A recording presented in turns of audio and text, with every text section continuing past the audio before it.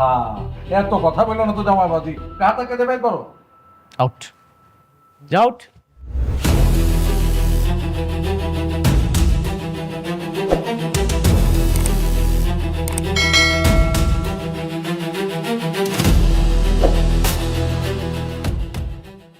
আসসালামু আলাইকুম বন্ধুরা, গরিব ঘরের রাজপুত্র নাটকের ৪ নম্বর পর্বটি আপনারা নিশ্চয়ই ইতিমধ্যে দেখে ফেলেছেন।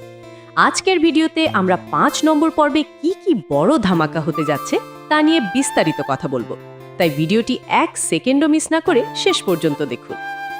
বন্ধুরা, ৪ নম্বর পর্বে আমরা দেখেছি অনেকের সাজানো সংসারটা কিভাবে এক নিমিষেই ভেঙে পড়ল। একদিকে চাচা চাচির ষড়যন্ত্রে অনেক ও মেঘলার অনাগত সন্তান পৃথিবীর আলো দেখার আগেই চলে গেল, অন্যদিকে অনেকের সব থেকে কাছের বন্ধু রাতুল চরম বিশ্বাসঘাতকতা করল। অনেক অন্ধবিশ্বাসে যে পাওয়ার অফ অ্যাটর্নিতে সই করেছিল সেটা ব্যবহার করে রাতুল অনেকের বাড়ি, গাড়ি এবং সব সম্পত্তি নিজের নামে করে নিয়েছে। এমনকি অনেককে ঘাড় ধাক্কা দিয়ে নিজের বাড়ি থেকেই বের করে দিয়েছে রাতুল। আগামী ৫ নম্বর পর্বে আমরা দেখব গল্পের এক হৃদয় বিদারক দৃশ্য।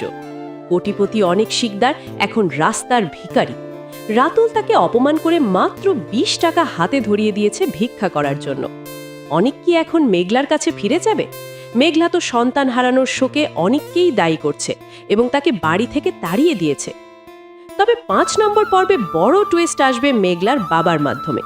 মেঘলার বাবা যখন জানতে পারবেন যে অনেক এখন নিঃস্ব এবং রাতুল তাকে ধোঁকা দিয়েছে, তখন হয়তো তিনিই অনেককে ছাড়া দেবেন। অন্যদিকে রাতুল ও শান্তার সেই গোপন সম্পর্কের কথা কি মেঘলা জানতে পারবে? রাতুল কিন্তু অনেকের সামনেই শান্তাকে বিয়ে করার ঘোষণা দিয়েছে। সবথেকে বড় প্রশ্ন হলো, অনেক কি আবার তার সব সম্পত্তি ফিরে পেতে পারবে? সে কি রাতুল আর তার চাচা চাচির এই বেইমানির বদলা নিতে পারবে, নাকি ভাগ্যের নিষ্ঠুর পরিহাসে অনেককে সারা জীবন ফকির হয়েই কাটাতে হবে? সেটাই হবে ৫ নম্বর পর্বের মূল আকর্ষণ।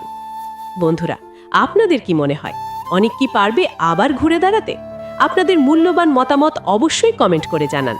আর গরিব ঘরের রাজপুত্র নাটকের প্রতিটি পর্বের আপডেট সবার আগে পেতে আমাদের সাথেই থাকুন। দেখা হবে নতুন ভিডিওতে। ধন্যবাদ।